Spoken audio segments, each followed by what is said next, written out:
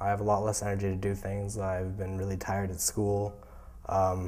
Even on the weekends, sometimes I don't get much sleep. My first experience with insomnia was during and after my first divorce. I found it hugely upsetting, and initially was sleeping not at all at night. I first noticed that I was having insomnia back when I was 9, maybe even a little bit earlier than that.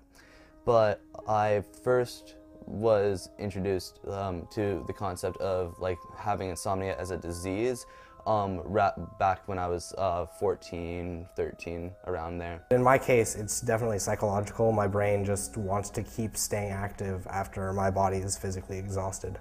After a couple of weeks, a friend mentioned that when she was having trouble sleeping, she started drinking wine. And I thought, well, anything is better than this. So I started drinking about half a bottle of wine at night, which helped me get about 2 to 4 hours of sleep. It was still very difficult to get enough sleep to be coherent and productive on my job. I was slow at doing the work. I was not as accurate with details. My schoolwork really tanked. I mean, I'm not a big fan of schoolwork anyway, but when I don't even have the energy for it, much less the patience or motivation for it, it never happened. I stopped doing homework somewhere around like 4th grade. My grades took a definite dive, and I failed first class that I've ever failed last year.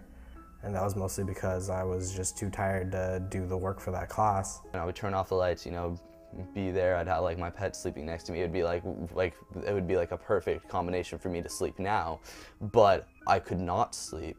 And so the issue I really had with that is it's like, how much time am I going to spend trying to go to sleep before I give up on sleep altogether? And I'd settle down with newspaper or television or something and the cat, and that was nice, but after a couple of hours that was boring.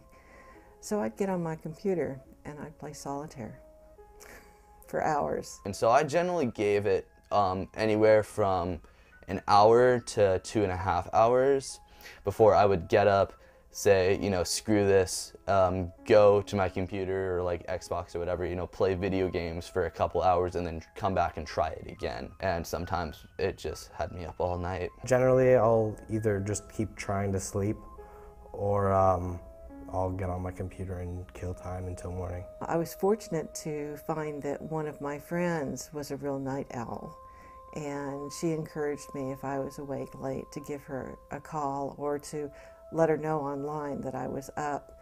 And often I would reach her about 1:30 at night, and we talked for several hours. I remember this one time I was at a friend's house, and the day I was going to go with them on a trip up to Tahoe, and the night before we left, I wasn't able to sleep at all, and on the car ride up there I wasn't able to sleep at all, and I was really tired, but we went skiing anyways, just because, you know, everyone else, you know, we wanted to go skiing, and I didn't want to, you know, try to hold everyone back.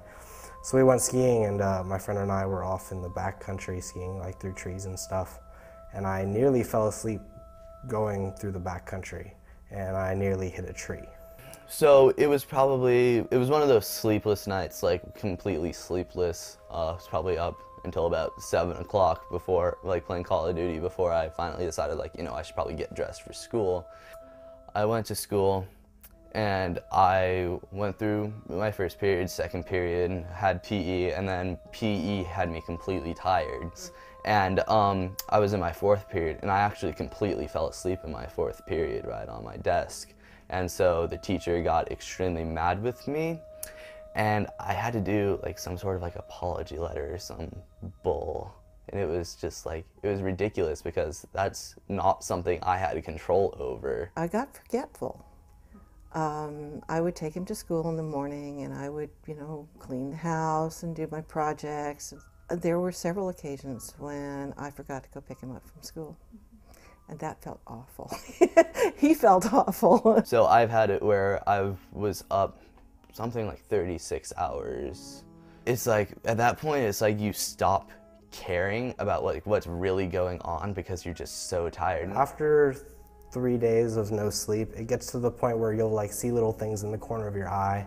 You'll see just weird things starting to happen, like, and then you'll look at it and it won't be there. It was a lot of like color distortion. Like I would see like streaks of red on like the white wall, and like I was playing a lot of games to stay awake, and like the games would start like moving by themselves. Like if you've ever played like a rhythm game where it's like it keeps moving from like left to right, and then like you look away and everything keeps looking left to right, it'd be sort of like that, except it would like spiral. Like it would have like a center to it and it would like spiral. And that was very, very not cool. As interesting as it sounds, it's not fun to get to that point. Lately, I've been like trying meditation and like clearing my mind before trying to sleep, and that's been doing a bit better. So I think maybe over time, you know, it won't be as bad. It was a matter of time. Over time, the issues involved with the divorce and with the separation and the, you know, breaking up into two households sort of got handled and settled down, and life got into a new routine, and that sort of helped things move along. Definitely it's made some things harder, but I wouldn't say that it's made my life worse. It's just like another obstacle that I have to overcome. It's not like it's something that I know that I can never do, because I know that I can sleep however long it takes, and it's not like it's stopping me from doing the things I like to do. I still, you know, go out and hang out with friends. I still go do things that I would normally do. It's just I'm more tired when I do them. It's been a really big effect on my life, and definitely for the worse. I could have it tonight, I could have it, you know, tomorrow, could have had it last night. And so it's like, it's one of those things that's never really gonna leave me alone, and it just, it messes me up. It's maddening when you've been asleep, you had a few hours, you wake up because of a sound you didn't even hear because you were asleep, and now you can't go back to sleep, no matter what you try. And you try to relax, and you can't do it. You try to read, you can't do it. You don't want to get up and do an active activity because then you'll never get back to sleep. So it's difficult to know how to handle your insomnia. And it's much more than simply not being able to go to sleep.